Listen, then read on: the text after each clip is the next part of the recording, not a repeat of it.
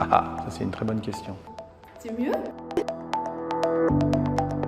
Mon métier, c'est de réaliser des films, mais pas que des films en fait, c'est de travailler sur un ensemble en fait d'objets audiovisuels. Alors je suis graphiste spécialisée dans l'espace, c'est-à-dire que je fais essentiellement de la signalétique et du graphisme d'exposition. Le soclage est devenu une spécialité artisanale depuis une trentaine d'années. Le but étant la conservation des objets et leur mise en valeur dans les espaces muséographiques. Le métier de scénographe, c'est avant tout un métier qui vient des arts du spectacle et du théâtre. Mon travail va être de dessiner le point de vue du spectateur pour regarder un objet, un texte, et la scénographie écrit ce parcours pour, à travers l'espace, essayer de raconter une histoire.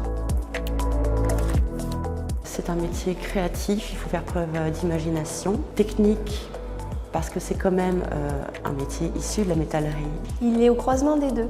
C'est un métier créatif, mais c'est aussi un métier extrêmement technique parce qu'il croise différentes disciplines. Créatif et technique. En fait, notre métier, c'est vraiment de faire cheminer les deux en permanence. C'est un métier très créatif, mais la technique est importante pour la fabrication de nos conceptions. Une boîte parce qu'en fait c'est un cadre, c'est un point de vue. Si mon métier était un objet, ce serait un pantonnier. Mon couteau suisse, un Letterman, vous voyez, voilà. Et il y a même un tire-bouchon. Les deux, c'est du problème naît la solution. Et parfois, je ne sais pas si on peut dire réciproquement, mais des fois on trouve des solutions qui peuvent engager des problèmes qu'on n'a pas imaginés parce qu'il y a des répercussions techniques. Alors on adore les problèmes pour trouver des solutions.